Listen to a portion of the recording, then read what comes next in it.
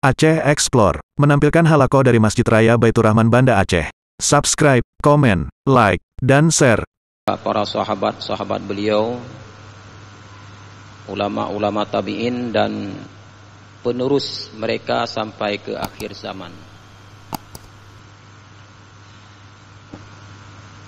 Jamaah yang dimuliakan Allah Subhanahu wa taala,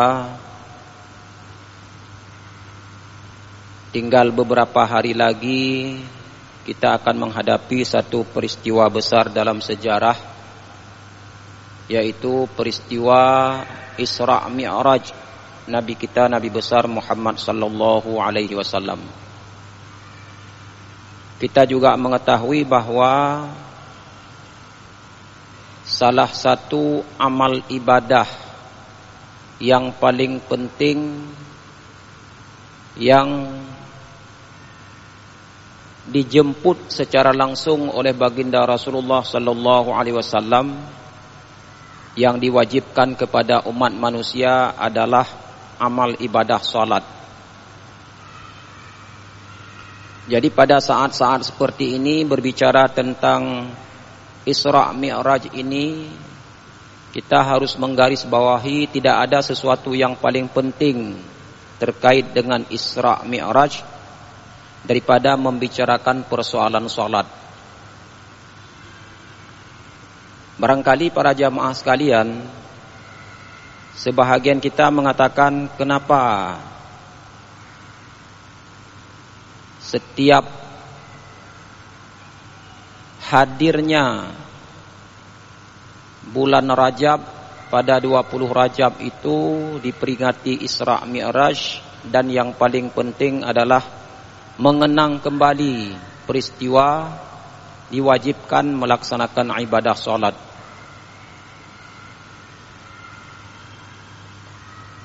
Ibadah salat ini karena memang sesuatu yang sangat sering kita lakukan, terkadang bagi sebahagian orang tidak memperhatikan lagi tata cara pelaksanaannya sesuai yang diatur oleh baginda Rasulullah sallallahu alaihi wasallam. Sebahagian dari umat Islam terkadang belajar tentang salat itu sudah dipadai ketika pertama sekali belajar salat di usia-usia TK kalau istilah sekarang ya. Usia-usia 5-6 tahun. Pada saat kita belum bisa membaca. Jadi belajar salat kita sering didiktekan mengikuti bacaan-bacaan orang tua kita, mengikuti bacaan-bacaan dari guru-guru kita, dari kakak dan lain sebagainya. Terkadang kita memadai, mencukupkan pemahaman kita tentang salat, sehingga apa yang terjadi jamaah sekalian, pada saat-saat tertentu tidak pernah melihat, apalagi tidak bisa membaca teks ayat-ayat Al-Quran ataupun bahasa Arab lainnya, bacaan-bacaan dalam salat, bisa jadi lama-kelamaan bacaan-bacaan kita bisa bergeser dari yang sesungguhnya. Saya sering mendengar bacaan-bacaan sebahagian orang yang kurang mendapat perhatian untuk mengecek kembali bacaan-bacaan dalam salat, bisa menyimpang dari yang sesungguhnya. Apalagi dalam pelaksanaan salat dilakukan dengan sangat cepat. Kadang-kadang kita salat tidak memprogramkan. Salat mengambil waktu cuma sebentar, sementara persoalan lain yang tidak lebih penting dari salat tapi kita programkan dengan baik. Ini yang terjadi bagi sebagian umat Islam, sehingga ketika mau melaksanakan salat itu sambilan saja. Jadi kalau umpamanya mau berangkat, saya salat dulu sebentar ya, misalnya, itu kalau kita perhatikan salatnya, karena tujuannya bukan, tidak ada program untuk salat. tujuannya mau pergi ke suatu tempat, entah ke pesta, entah kemana, sehingga ya salat asal selesai salat. Bagi sebagian orang ya ada seperti itu. Kemudian bagi yang lain juga bacaan-bacaan yang kadang-kadang kurang mendapat perhatian. Oleh karena itu sangat sepantasnya kita ulang-ulang kajian kita berkaitan dengan salat ini, dan kita tidak boleh bosan mengulang-ulang ini, karena dengan sering mengulang-ulang mudah-mudahan penghayatan kita tentang salat, pengamalan kita tentang salat yang merupakan amal ibadah tiang agama ini semakin lebih baik kita laksanakan, dan semakin lebih paham, semakin lebih mengetahui apa pentingnya salat di dalam kehidupan kita.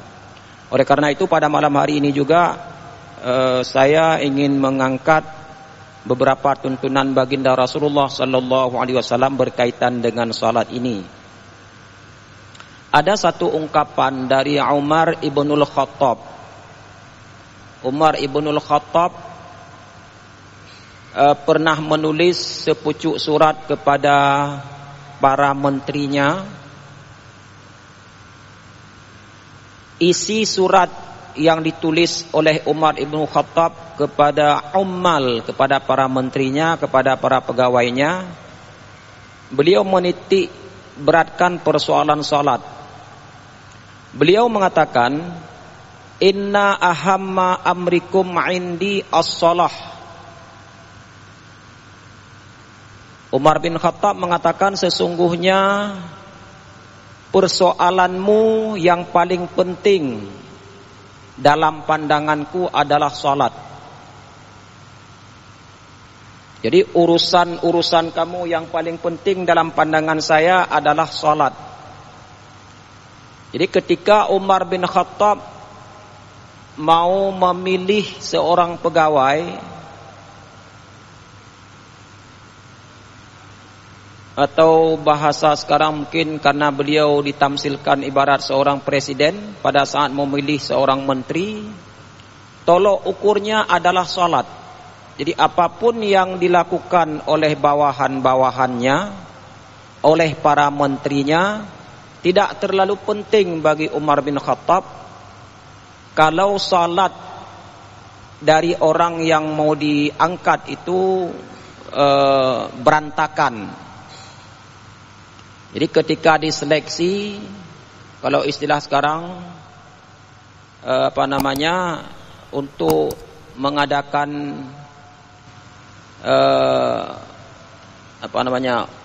standar, ya, kriteria yang bisa dijadikan seseorang sebagai menteri misalnya.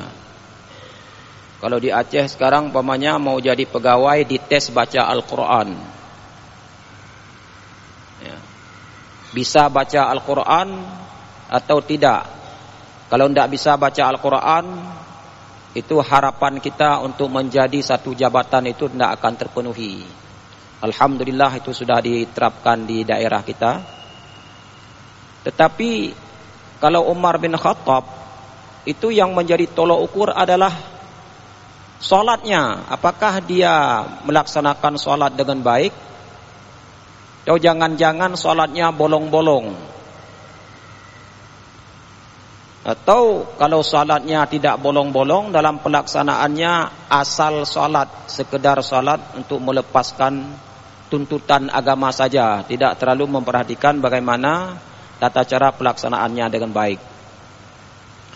Bagi Umar bin Khattab tidak seperti itu, tapi tolok ukurnya, kriterianya yang dipentingkan, apakah orang yang mau dipilih itu dia melaksanakan salat dengan baik atau tidak. Karena menurut beliau, orang yang melaksanakan salat dengan baik, dia akan dapat memelihara urusan agamanya dengan baik. Itu kuncinya.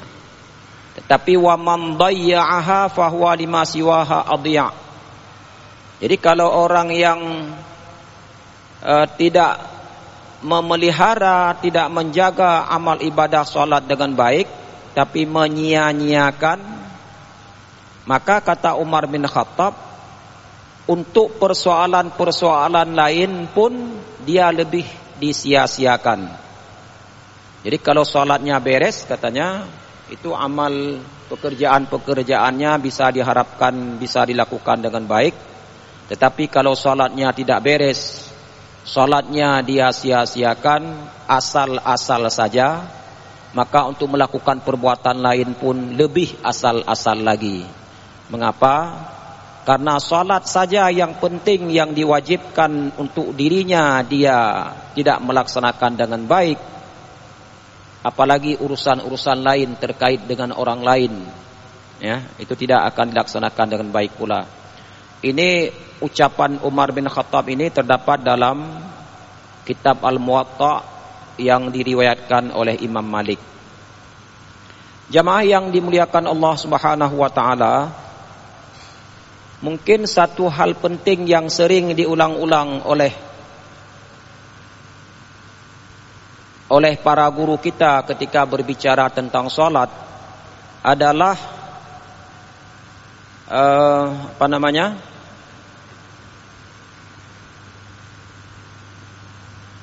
menjaga rukun-rukun sholat dengan baik. Apakah dalam setiap melaksanakan sholat kita memperhatikan rukun-rukunnya dengan baik ataupun tidak? Pernah terjadi pada masa Rasulullah sallallahu alaihi wasallam, dan ini sudah sering kita sampaikan. Ada seseorang yang masuk ke dalam masjid, diperhatikan oleh baginda Rasulullah tata cara dia melaksanakan sholat. Jadi selesai begitu masuk ke masjid, di dalam masjid ada Rasulullah, lalu dia melaksanakan sholat 2 rakaat tahiyatul masjid dan menjumpai Rasulullah. Nah, ini menarik kita ulang-ulang, ya. Jadi selesai dia sholat, menjumpai Rasulullah, lalu Rasulullah mengatakan kepadanya, irji' fasalli fa innaka lam tusalli. Kembalilah kamu untuk melaksanakan sholat karena kamu belum sholat. Nah, ini para jamaah dan pendengar radio sekalian, padahal baginda Rasulullah sudah melihat si laki-laki ini melaksanakan sholat di depan matanya, tetapi oleh baginda Rasulullah mengatakan dia belum sholat. Oleh karena itu Rasulullah meminta supaya si laki-laki ini mengulang sholatnya. Kejadian seperti ini terulang sampai 3 kali. Setelah dia melaksanakan sholat kali kedua di depan baginda Rasulullah, tentu sholat yang kedua ini dia usahakan bisa melaksanakan lebih baik dari sholat yang pertama. Tetapi apa yang terjadi para jamaah sekalian, setelah dia melaksanakan sholat kali yang kedua, dia menjumpai lagi Rasulullah, tapi Rasulullah masih mengatakan, kembalilah melaksanakan sholat karena kamu belum sholat. Lalu dia ulang lagi karena baginda Rasulullah yang suruh. Setelah melaksanakan sholat kali yang ketiga, dan kali yang ketiga ini dia laksanakan lebih baik lagi dari kali yang kedua dan dari kali yang pertama. Tetapi apa yang terjadi para jamaah sekalian, ketiga-tiga kali ini dia melaksanakan sholat lebih baik, ya, lebih baik pada kali terakhir itu. Tapi baginda Rasulullah masih saja mengatakan, irji' fasalli fa innaka lam tusalli. Ya, ulangilah salat karena kamu belum salat. Jamaah yang dimuliakan Allah Subhanahu wa taala, lalu pada saat dia mengulangi yang terakhir, apa ucapan yang dikatakan oleh si laki-laki tersebut? Walladzi ba'atsaka bil haqq ma uhsinu ghaira hadza 'allimni.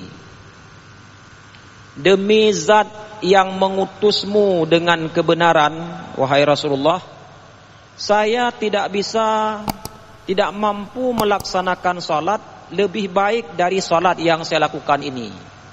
Artinya si laki-laki ini sudah mengalah di hadapan Rasulullah, enggak tahu lagi bagaimana seharusnya dia melaksanakan salat sesuai yang diperintahkan oleh baginda Rasulullah sallallahu alaihi wasallam. Jadi sudah kita bisa bayangkan ya, salat di depan Nabi yang tadi dikoreksi salah, masih salah, tentu pada kali yang terakhir itu dia berupaya sebaik mungkin yang barangkali belum pernah dia laksanakan salat seperti itu ketika tidak di hadapan Rasulullah. Tapi nyatanya jamaah sekalian dan para pendengar radio sekalian, masih dianggap salat yang seperti itu belum salat oleh baginda Rasulullah sallallahu alaihi wasallam. Lalu si laki-laki ini meminta kepada baginda Rasulullah untuk mengajarkan bagaimana sebenarnya tata cara salat yang baik. Pada saat itulah Rasulullah mengatakan, "Idza qumta ila shalah fakabbir." Apabila kamu berdiri untuk melaksanakan salat, maka bertakbirlah. Ya, yang bisa kita bayangkan barangkali si laki-laki tersebut begitu masuk dalam masjid mungkin berdiri pun belum tegak lurus, masih sedang menghayunkan langkahnya, lalu sudah bertakbir. Ya, jadi belum lagi berdiri tenang, barangkali sudah bertakbir. Lalu dituntun oleh baginda Rasulullah, tidak seperti itu. Apabila kamu sudah berdiri maka bertakbirlah. Kemudian bacalah apa yang mudah bagimu dari Al-Quran. Ini maknanya membaca surat Al-Fatihah. Karena yang disebutkan di sini yang wajib saja, tidak disebutkan yang sunat. Kemudian ruku'lah, thummarka' hatta tatma'inna raki'an. Kemudian kamu ruku' sehingga kamu tenang dalam keadaan ruku'. Artinya tidak ruku' tergopoh-gopoh, belum selesai lagi ruku' kita sudah i'tidal. Kemudian tumarfa' hatta ta'tadila qa'iman. Kemudian angkatlah kepalamu atau bangkitlah sehingga kamu lurus dalam keadaan berdiri tegak lurus. Artinya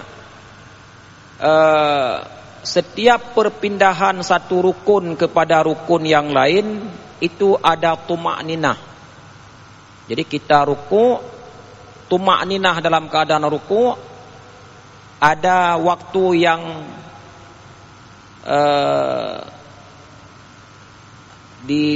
ditahan ya. Soal tidak membaca tasbih itu sunat. Tapi ketika tidak ada tuma'ninah, ini yang masalah dalam salat. Sehingga para ulama, itu kalau kita baca pendapat para ulama ketika membahas hadis ini, itu yang di poin yang paling penting adalah pada saat melaksanakan salat harus adanya tuma'ninah. Jadi pada saat ruku ada tuma'ninah di sana. Artinya tuma'ninah itu menetap sebentar dalam keadaan tersebut, kemudian baru i'tidal. Demikian pula seterusnya, Masjud hatta tatma'inna sajidan. Sujud juga seperti itu. Pada saat sujud ada tenang sebentar dalam keadaan sujud. Tidak seperti ayam makan padi. Ya. Mencotok-cotok lalu bangkit. Nah, ini yang diperhatikan oleh baginda Rasulullah, yang dikatakan orang tersebut tidak melaksanakan salat. Tsummarfa hatta tatma'inna jalisan. Kemudian bangkitlah dari sujud sehingga kamu juga tenang dalam keadaan duduk. Artinya duduk antara dua sujud. Ini yang sering sekali terjadi ketika kita tidak menyengaja.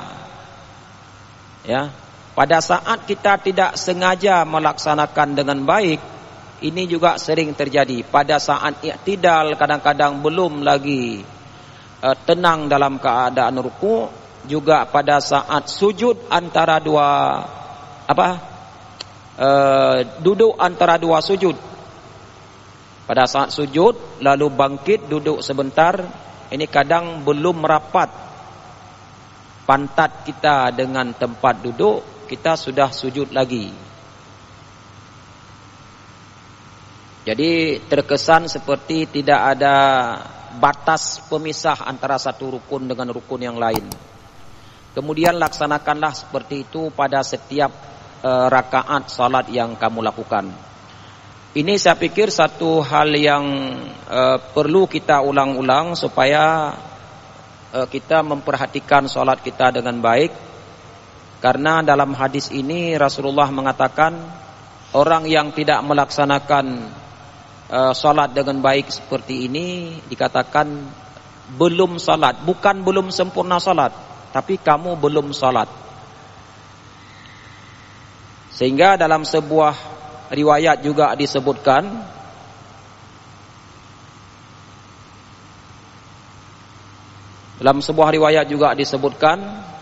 ada seorang sahabat melihat seseorang yang sedang salat, lalu dia mengkritisi, memperbaiki supaya salatnya dilakukan dengan baik, rukuknya dilakukan dengan baik, harus ada tuma'ninah, sujudnya juga seperti itu. Lalu diperbaiki, ditegur oleh sahabat ini. Pada saat ditegur, sahabat ini bertanya, ini saya memperhatikan salatmu, rukuk dan sujud itu yang seperti ini. Lalu sahabat ini bertanya, sudah sejak berapa lama atau sudah berapa lama kamu melaksanakan salat yang seperti ini? Lalu si laki-laki ini mengatakan, ya saya sudah melaksanakan salat selama 40 tahun. Ya beginilah saya salat. Lalu apa kata sahabat ini? Kalau begitu, bila kamu selama 40 tahun itu kamu berarti belum melaksanakan salat. Dan bila kamu meninggal dalam kondisi seperti ini, dikatakan oleh sahabat ini, berarti kamu meninggal dalam keadaan tidak fitrah, dalam keadaan tidak suci. Jadi demikian pemahaman para sahabat terhadap hadis yang disampaikan oleh baginda Rasulullah sallallahu alaihi wasallam terkait dengan pelaksanaan ibadah salat ini. Sehingga ulama-ulama yang datang belakangan, ya, termasuk Imam Al-Ghazali, termasuk Imam Nawawi, dan juga ulama-ulama fikih yang lain dalam kitab-kitab fikih mereka itu mengatakan bahwa tidak ada khilaf yang namanya tuma'ninah itu adalah wajib di dalam salat. Ini berdasarkan ini. Kalau tuma'ninah itu tidak penting dalam salat, mengapa baginda Rasulullah meminta si laki-laki tersebut mengulang-ulang salatnya sampai 3 kali? Dan ini yang diperhatikan oleh baginda Rasulullah, bahwa dia tidak ada tuma'ninah dalam perpindahan satu rukun kepada rukun yang lain. Makanya baginda Rasulullah makanya para ulama menyimpulkan dari hadis ini bahwa tuma'ninah itu adalah bahagian yang tidak boleh diabaikan di dalam melaksanakan salat. Jamaah salat maghrib serta pendengar radio dimanapun berada yang dimuliakan Allah Subhanahu wa ta'ala,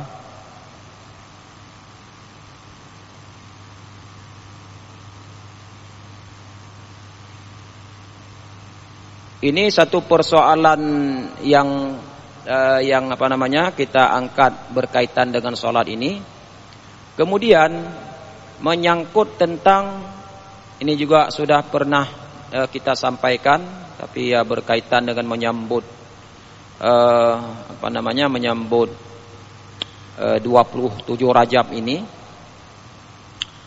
Menarik juga kita ulang dan sering juga kita saksikan dalam pelaksanaan ibadah salat, orang melaksanakan salat bagi masbuk.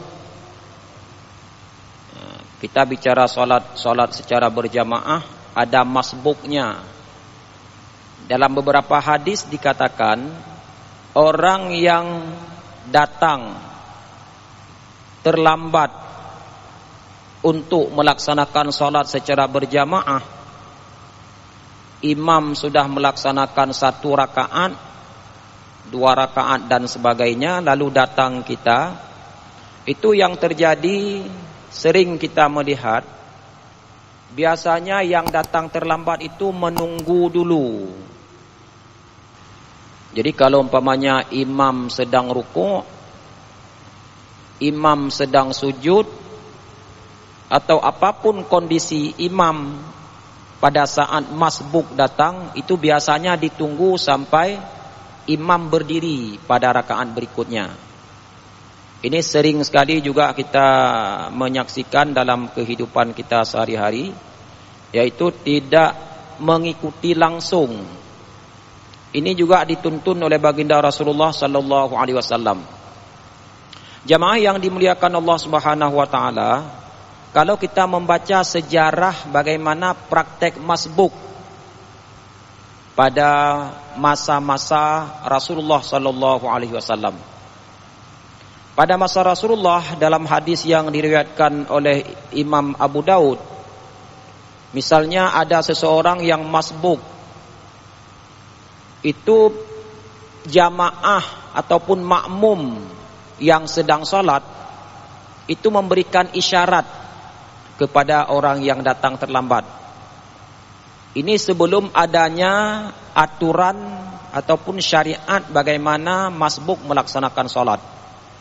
Jadi begitu ada orang datang terlambat, itu jamaah ataupun makmum di belakang Rasulullah sallallahu alaihi wasallam memberikan isyarat kepada orang yang baru datang.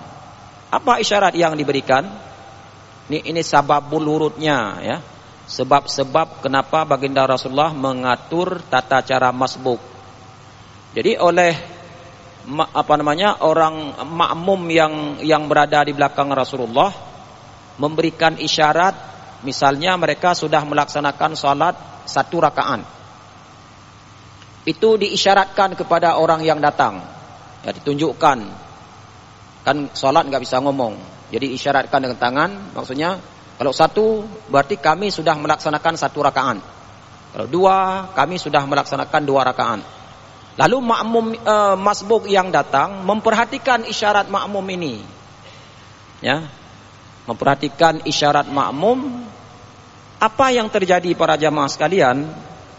Masbuk pada waktu itu, masbuk ini tidak mengikuti langsung berdiri bertakbir mengikuti imam, tidak.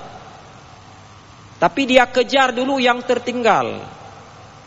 Jadi kalau diisyaratkan oleh makmum di situ baru 1 rakaat, berarti dia begitu datang mau bergabung dengan jamaah, dia salat dulu 1 rakaat. Langsung dia Allahu Akbar, dia buru, dia kejar. Selesai salat 1 rakaat, baru pada rakaat kedua dia bergabung dengan jamaah.